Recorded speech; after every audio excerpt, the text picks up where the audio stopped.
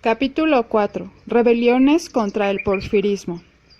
Dejamos sentado que dentro de la primera época del gobierno porfirista, época a la que hemos llamado la consolidación de la dictadura, tal consolidación la efectuó el general Díaz recurriendo a los siguientes medios: atraer al seno de su administración a los individuos de todos los partidos y confesiones, aun a los más acérrimos enemigos de la República y de los principios liberales; amnistiar a los merodeadores y salteadores de camino real y formar con la mayor parte de ellos las tropas rurales; reprimir con mano dura la libertad de prensa, ordenando o tolerando los encarcelamientos y aun los asesinatos de los periodistas independientes; y, por último, hacer desaparecer de la lista de los vivientes a personajes de quienes podía suponer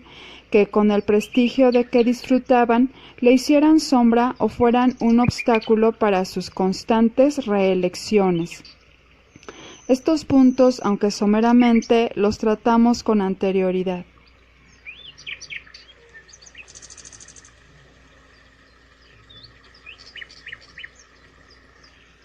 Las rebeliones armadas en contra del porfirismo. Los seres humanos pueden tal vez resignarse a perder muchas cosas, menos la libertad. La historia de la humanidad es la historia de sus luchas por la libertad, y dentro del periodo porfirista se luchó también denodadamente por conseguir la libertad. La prensa de entonces era muy escasa, y la poca que había era de un tiraje muy reducido. No existían las máquinas ni los medios de información que hoy existen para saber, con diferencia de pocos minutos, lo que pasa en la región más apartada del mundo. Los sucesos de entonces podían ocultarse fácilmente. Por esa razón, las gentes de entonces creían lo que la prensa porfirista propalaba, que todo era paz y tranquilidad en la República, pero no era así. Vamos a dar una lista de los más importantes levantamientos en contra del gobierno del general Porfirio Díaz.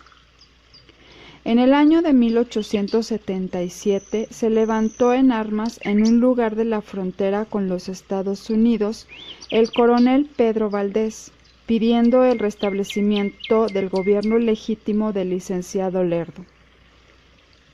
En junio de 1878 se levantó en el norte el general Mariano Escobedo, quien, derrotado, fue hecho prisionero en Cuatro Ciénegas, Coahuila. Muchos años estuvo desterrado del país este militar. En agosto de 1878 se levantaron en armas en Tlapecoyan, Veracruz, Javier Espinosa, y en Jalapa, Lorenzo Hernández. Perseguidos y sin elementos para la lucha, se indultaron. En junio de 1879 se levantó en armas el general Miguel Negrete en Tepozotlán, movimiento secundado en Perote por el coronel Manuel Carreón y Rubio, en Cosamaloapan por el coronel José del Río y en Puebla por Antonio Martínez Espino y Manuel Gándara.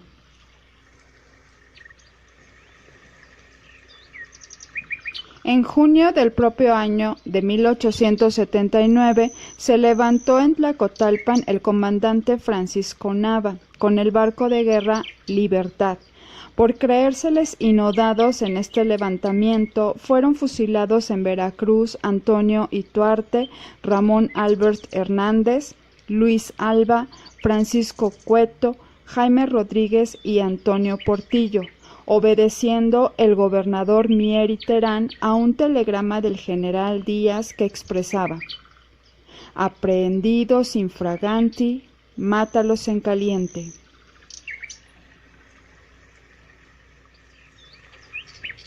En el estado de Sinaloa se pronunciaron Jesús Ramírez Terrones y Domingo Rubí en el año de 1880. Fueron batidos por el general Bernardo Reyes en Villa Unión. En ese mismo año estuvo levantado en armas en Sonora el general Manuel Márquez de León. Fue vencido en Mataboca, cerca de Ures, por el general Tiburcio Otero. En junio de 1890 se levantó en armas cerca de Laredo, Tamaulipas, el general Francisco Ruiz Sandoval. En 1892 estalló entre los indios y mestizos el levantamiento de Tomochic, Chihuahua, que fue reprimido con dureza. Canuto Neri se levantó en el estado de Guerrero en el año de 1893. En ese mismo año hubo en Coahuila el pronunciamiento en contra del gobernador Garza Galán.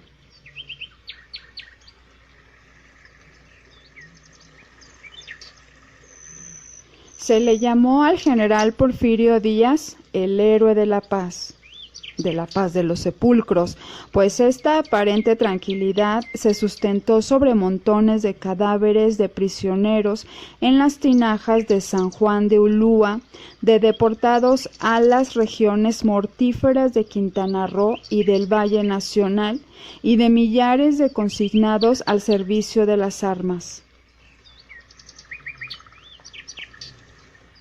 La paz verdadera no se funda en el asesinato ni en la violencia, sino en la justicia. No se funda en el despojo de las tierras a los campesinos, sino en que éstos tengan una parcela que les dé de comer.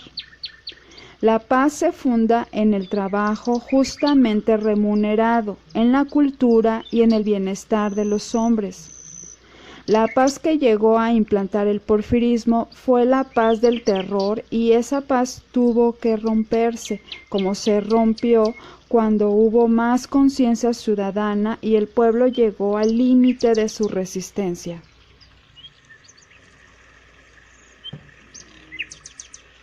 El auge del porfirismo. Esta época la podemos considerar entre los años de 1894 a 1904. Destruidos los obstáculos durante el periodo de la consolidación, llegaron los tiempos de la bonanza. Esta bonanza se significó por la riqueza de los grandes latifundistas, los extranjeros y los criollos señores, por el establecimiento de grandes centros comerciales, todos ellos de extranjeros, monopolistas, con protección oficial a base de impuestos reducidísimos, monopolio de la ropa a los franceses, de la ferretería a los alemanes, de la maquinaria a los ingleses y norteamericanos, de los abarrotes a los españoles. No había extranjero que no gozara de consideraciones y franquicias. Los ferrocarriles se extendieron por todos los rumbos del país, pero muy especialmente los ferrocarriles de Laredo a México y de Juárez a México. Eran las bombas de succión con las que los Estados Unidos se llevaban de nuestro país a precios irrisorios metales, petróleo, ganado, maderas, algodón, henequén, todo cuanto necesitaban o les venía en gana llevarse de nuestro territorio. Los ferrocarriles eran de propiedad extranjera. Los bancos multiplicaron sus agencias por todas las ciudades para hacer operaciones de agio con los pequeños propietarios mestizos, a quienes despojaron de casas y terrenos, ya que el lado flaco de los mexicanos era y ha sido el préstamo y el fiado, como lo es el pago en abonos.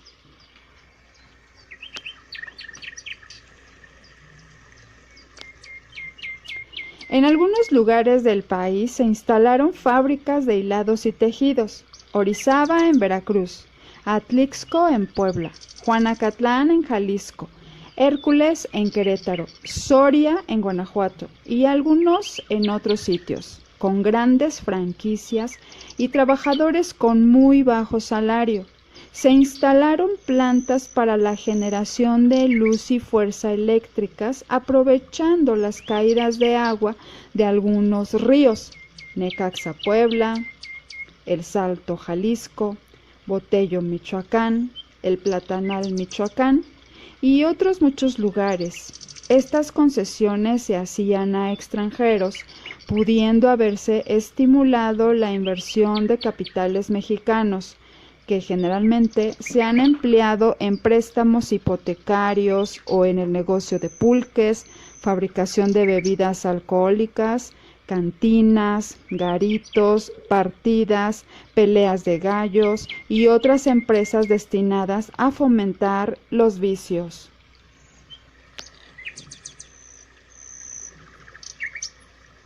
Las minas eran todas de propiedad de empresas extranjeras. Igualmente lo eran los cultivos de mayor rendimiento, como el café, el tabaco, el arroz y el cacao. ¿De qué vivían el 95% de los mexicanos? Del peonaje de los campos, gañanes, del trabajo de las pocas fábricas, barreteros de las minas, empleados de ínfima categoría, comerciantes en pequeña escala y una gran mayoría, como hasta la fecha, del trabajo de los demás. A esto se le llamó el enorme auge del régimen porfirista en el orden económico.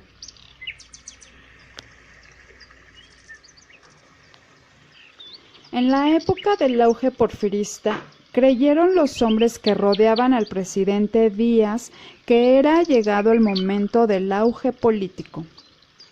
En sus primeros periodos, don Porfirio se había rodeado de los viejos soldados, sus compañeros y amigos en las campañas contra la intervención y el imperio, o en sus dos tentativas de asalto al poder con los planes de la Noria y de Tuxtepec.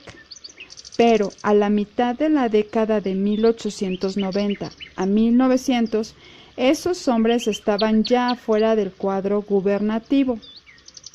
Nuevos elementos formaban en las filas oficiales.